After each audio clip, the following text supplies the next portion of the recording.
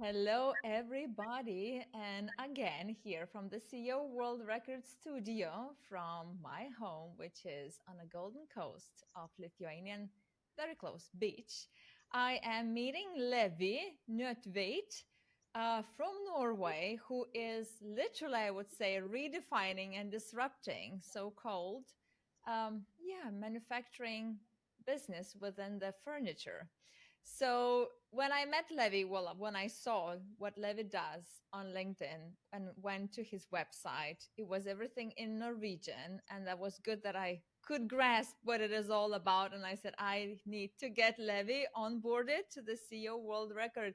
So, Levi, without further ado, share with us your biggest audacious impact of what you are doing with the Gogood.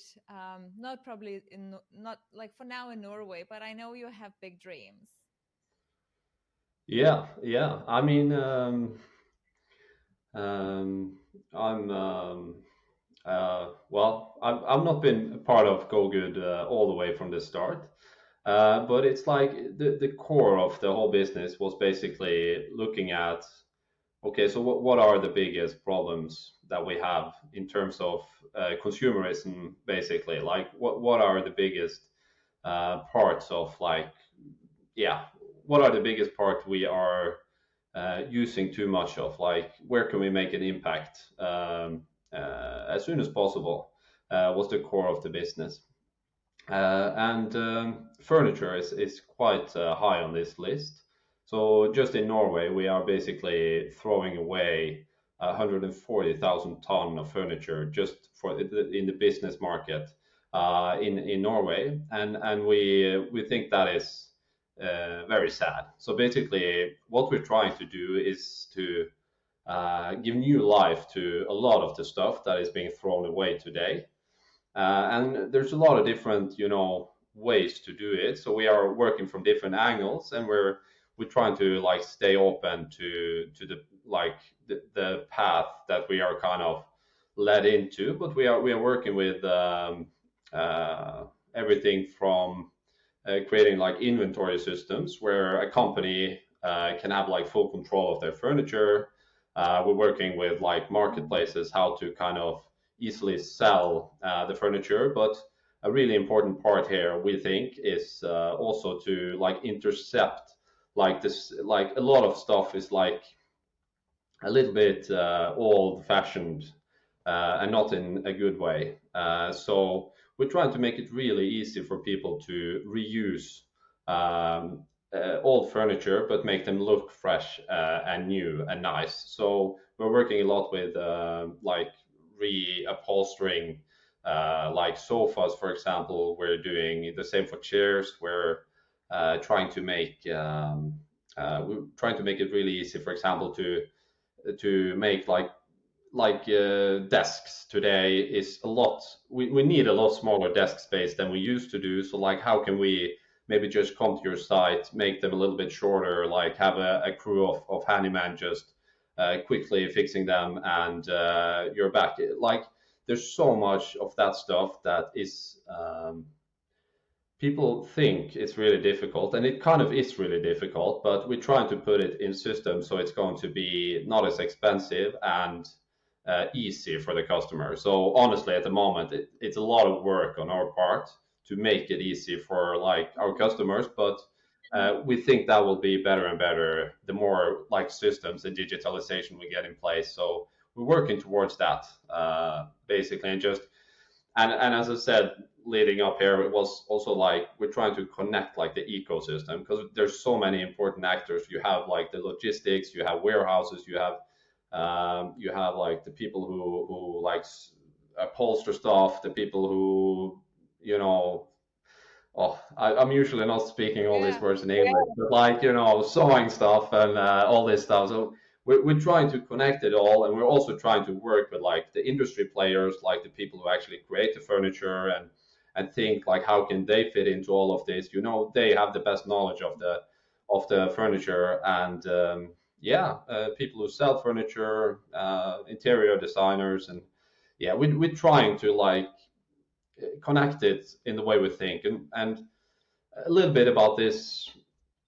I'm just speaking now, but like you're like in your intro, you're talking about how we have this profit chase for any cost. That's like been kind of the thing, and we really believe that if you're going to create an efficient ecosystem in like the in this circular economy, you kind of have to think a little bit differently. It's like, okay, we can't sit there and take all the profits. We need to share with the different players who, like, why would they join? Like, if we're taking it all, right?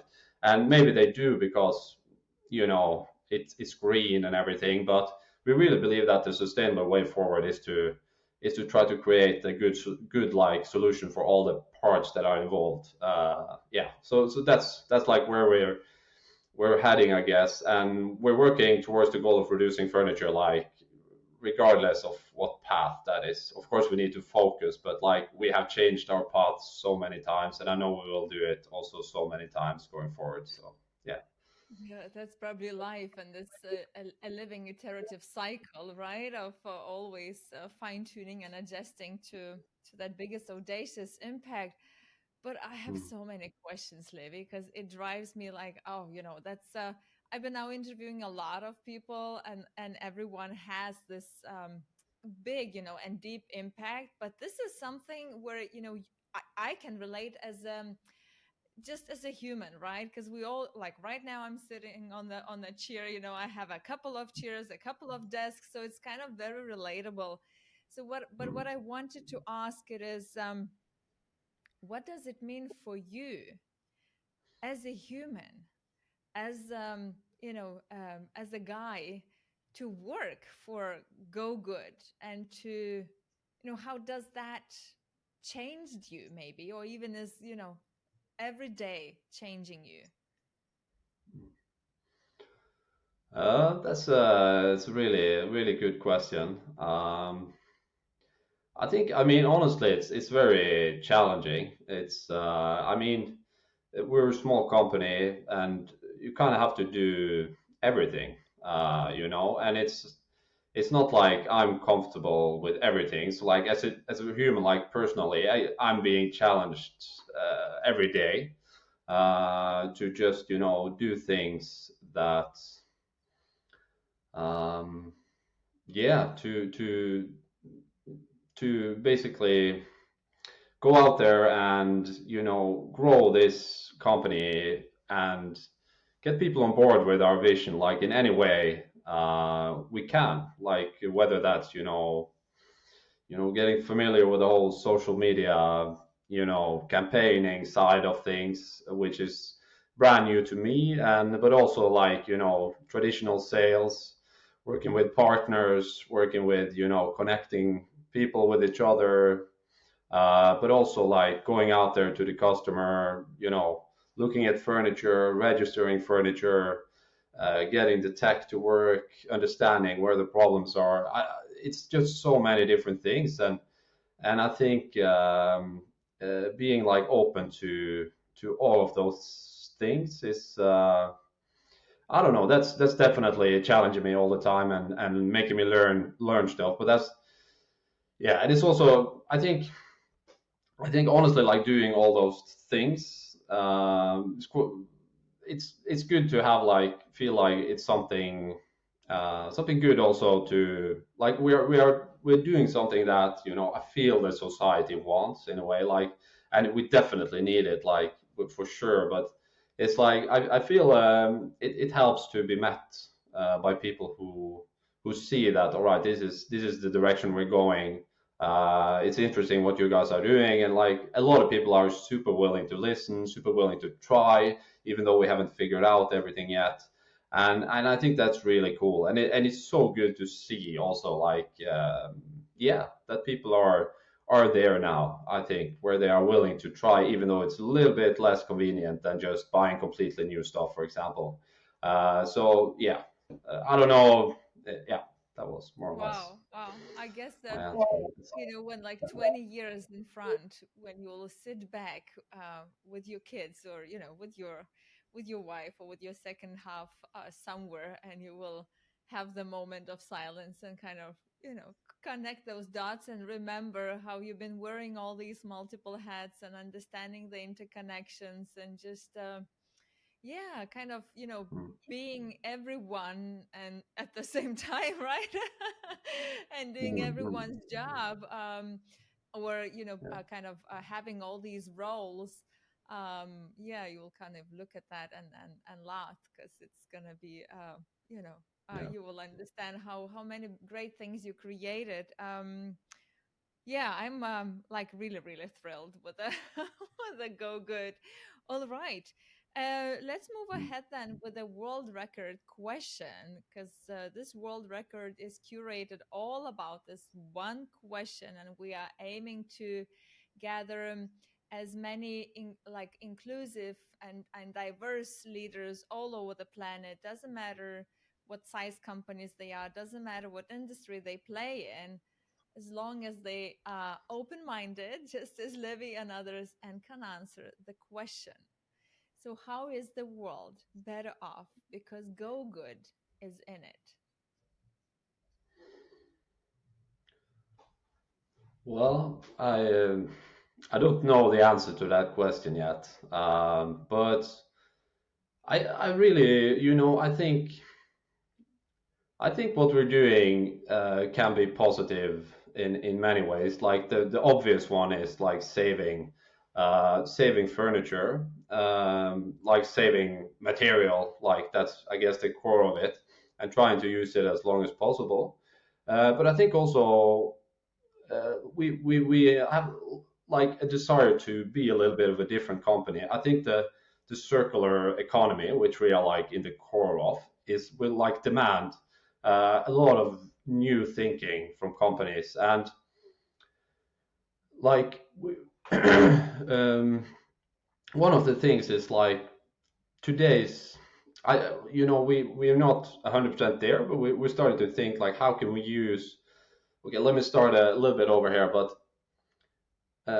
like okay, so what's the future company like, right? And we think that a lot of people today are not actually, at least in Norway, it's not in like the workforce because the workforce is very like A4, if you know what I mean. It's like Mhm. you come to work at 8, you finish at 4, and you need to have like a bachelor degree if you're going to do something on a computer.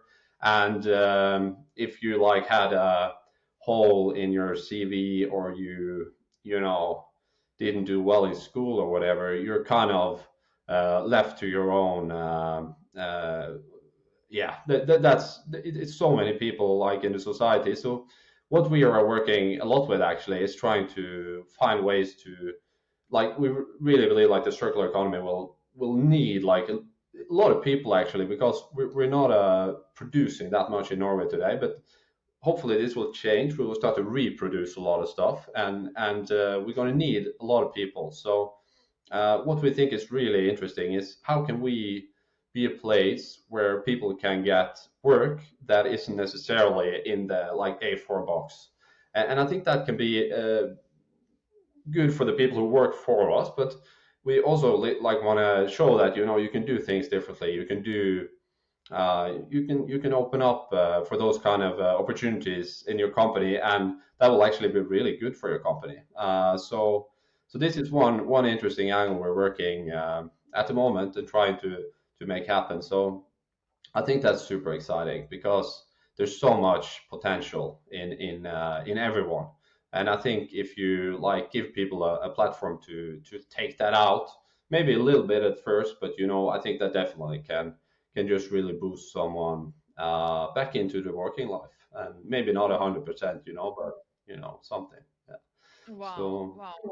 It really sinks into me, when you speak about people who um, somehow are outliers. That's how I would call them, right? Because they are, mm, you know, not fitting the the predefined social norms as having the checklist of things which you've done, and most of those creative souls, like from what it's my filter, they normally they rebel from any type of boxed kind of system, and I think that it is so amazing that you are the way you are phrasing the question, how the future of work, could be designed, so we can see these people, and we can, give them the space, right, the experience to interact and create. I mean, that's so, this is really, really brave,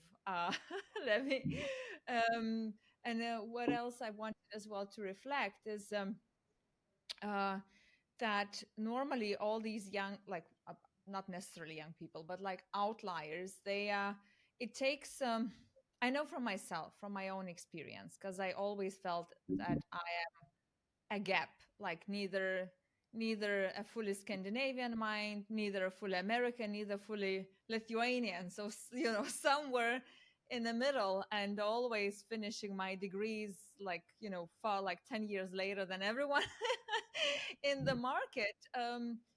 But that said, I feel that, I mean, someone needs to see these people in order to be seen.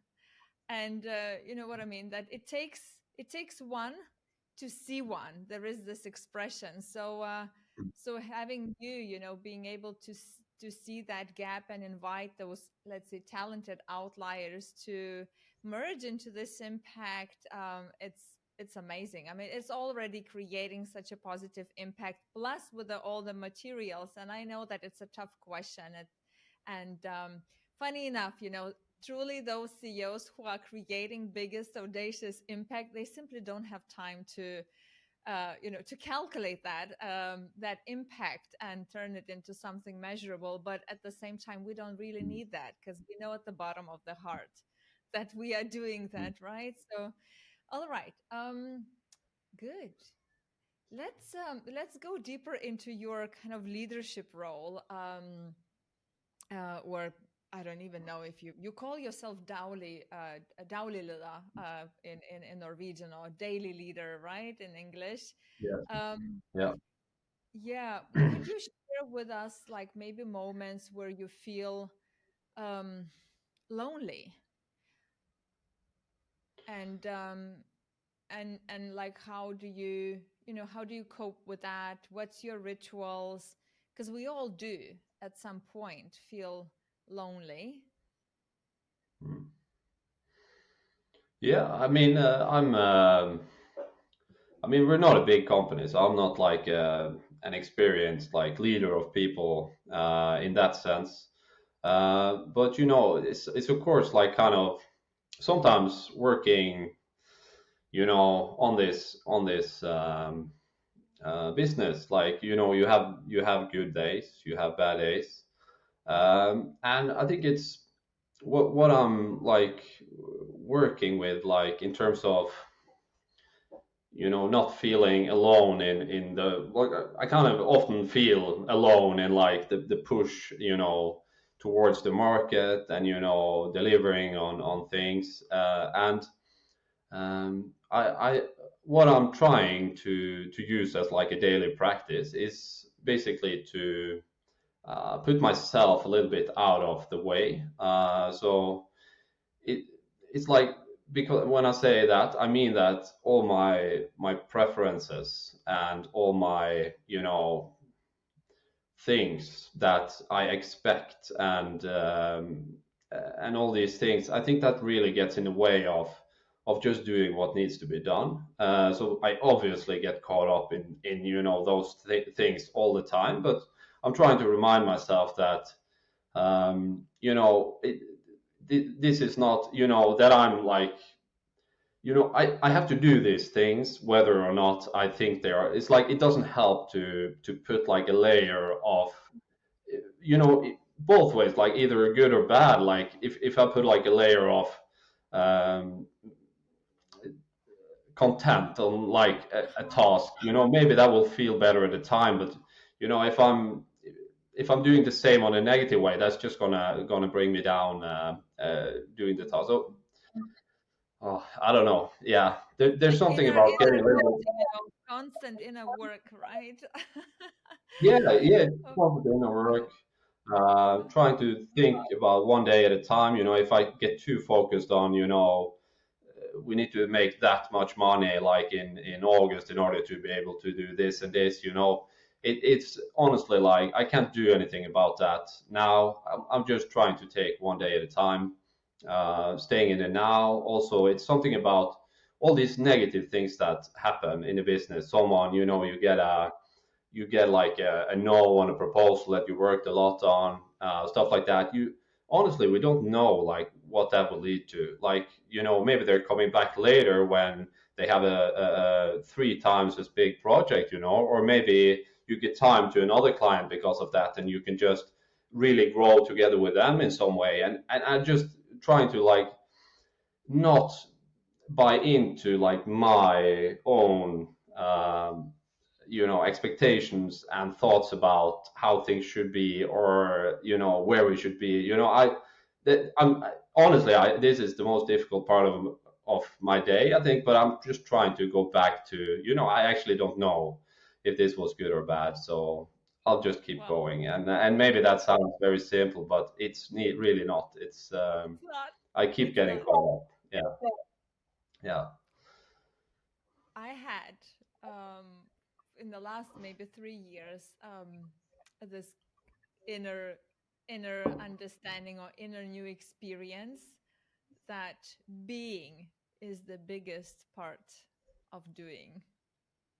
Mm. And I don't think we need to say more about that, right? So it is just simply, yeah, from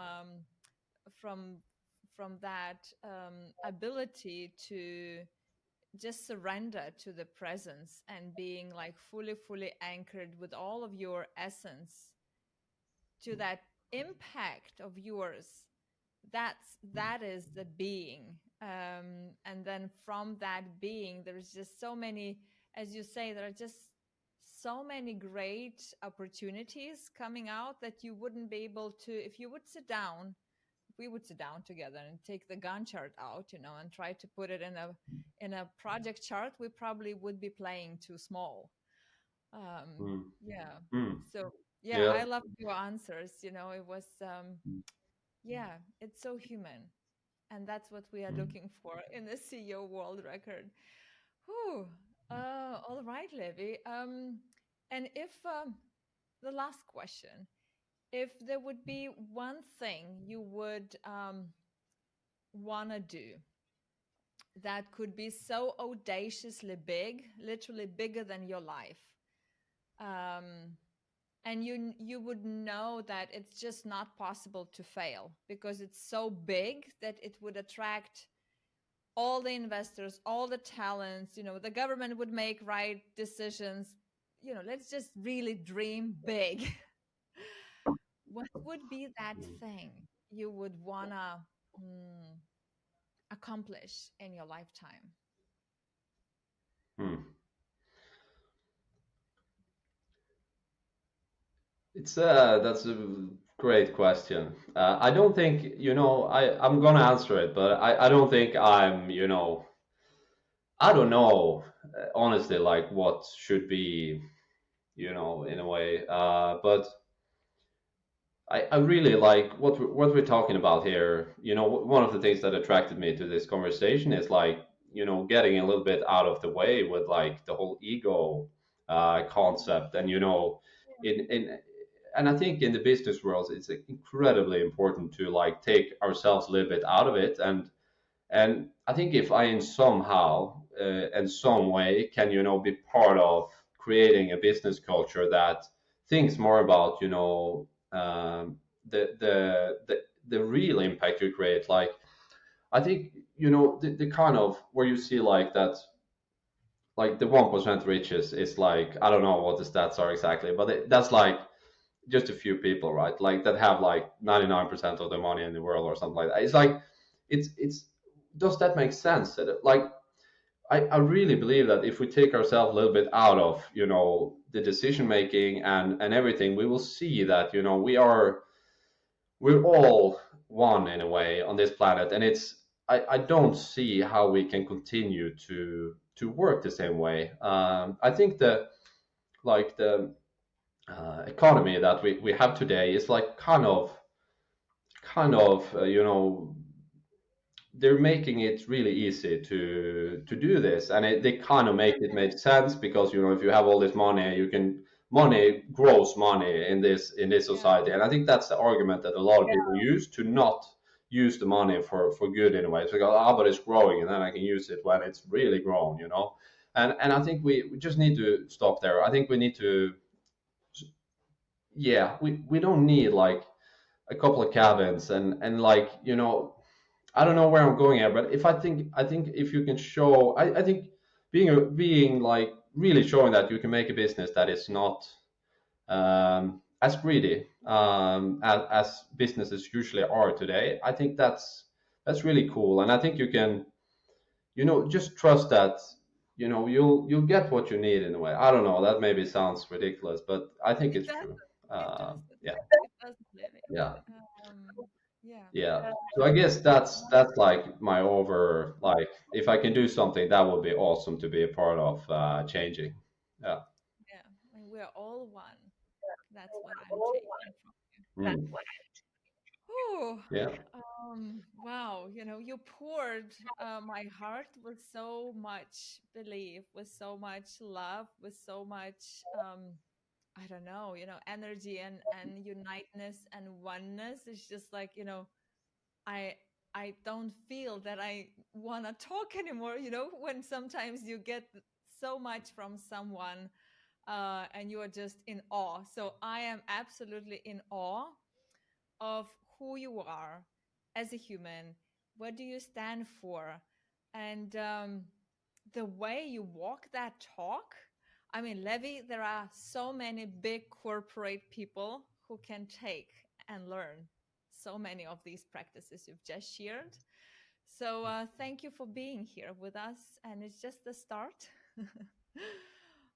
Thank you so much. And I really hope that I know that it's innate knowing that soon, at some point, we will be able to, yeah, not to throw away the furniture, but actually to reuse that and be conscious about that and not just open IKEA or other big .com pages and just buy because it's cheap and it's kind of easy.